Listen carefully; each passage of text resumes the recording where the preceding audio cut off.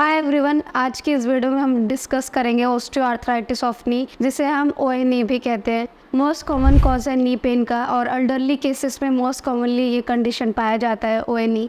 तो क्या क्या सिम्टम्स होते हैं ऑस्टियोआर्थराइटिस ऑफ नी में, और घर बैठे 5 बेस्ट एंड ईजी एक्सरसाइजेज जो आप कर सकते हैं if you are suffering from osteoarthritis of knee joint. तो सबसे पहले हम बात करेंगे most common symptoms of your OA, यानी कि osteoarthritis of your knee. Most commonly symptom होता है आपका पेन जनरली आपकी मीडियल साइड में पाया जाता है। आपके जो नी है उधर मीडियल साइड होता है और लेटरल साइड होता है।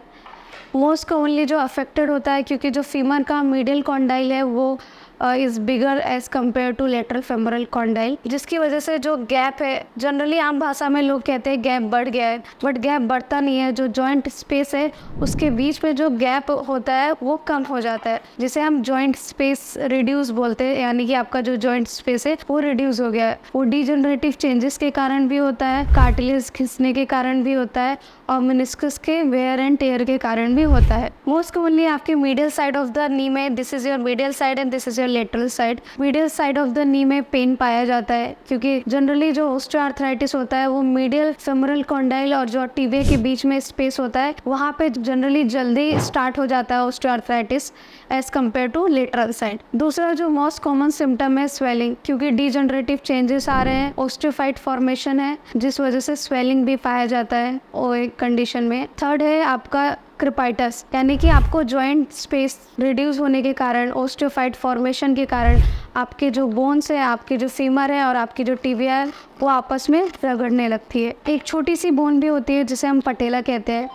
पटेलोफेमरल जॉइंट का भी ऑस्टियोआर्थराइटिस पाया जाता है, but tibiofemoral joint osteoarthritis is more common than patellofemoral osteoarthritis. तो क्योंकि जब आपकी हड्डियाँ काफ़ी कमज़ोर हो जाती हैं, मांसपेशियाँ काफ़ी कमज़ोर हो जाती है, तो जॉइंट स्पेस कम हो जाता है, बोन आपस में रगड़ने लग जाते हैं, आपस में ग्लाइड करने लग जाते हैं जॉइंट स्पेस रिड्यूस होने के कारण और ऑस्टियोफाइट्स के कारण। ऑस्टियोफाइट्स यानी कि एक्स्ट्रा बोन ग्रोथ और एबनॉर्मल बोन ग्रोथ के कारण आपके जॉइंट से आपको एक कटकट की आवाज़ महसूस होने लग जाती है, क्रिपाइटस, जो इन्हीं कारणों से होता है। फोर्थ मोस्ट कॉमन सिम्टम है स्टिफनेस, क्योंकि एक्टिविटीज लेस होने के कारण और जॉइंट स्पेस रिड्यूस होने के कारण स्टिफनेस आ जाता है। आप नी बेंड करने में आपको दिक्कत आती है, नी को स्ट्रेट करने में दिक्कत आती है। फिफ्थ मोस्ट कॉमन सिम्टम है मसल वीकनेस एंड डिफॉर्मिटी, क्योंकि ओए के कारण या नी पेन के कारण या किसी भी डिस्कम्फर्ट और डिफिकल्टीज के कारण आप फिजिकल एक्टिविटीज यानी कि वॉकिंग, रनिंग और कोई भी एक्टिविटीज, एक्सरसाइज करना आप काफ़ी कम कर देते हो,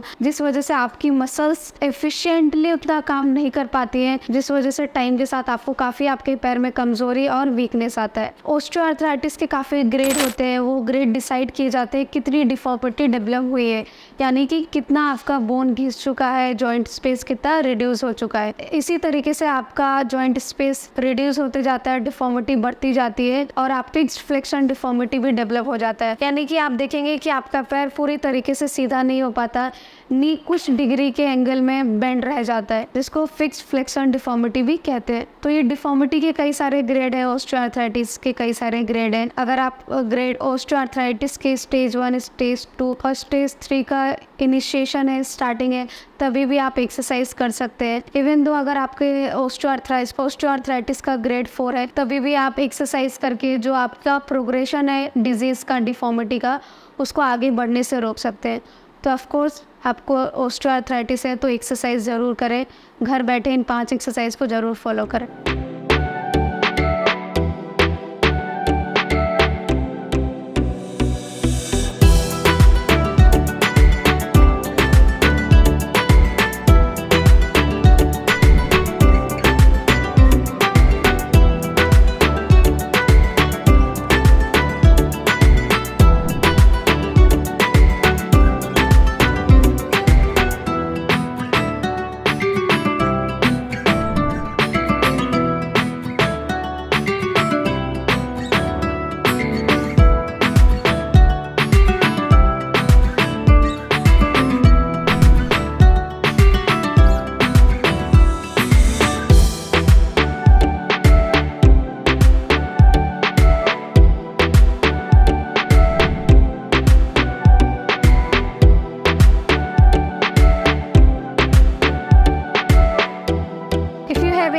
queries regarding your knee pain or about your osteoarthritis of your knee or any other joint, you can ask with us and our team. We will be very happy to help you out. Thank you.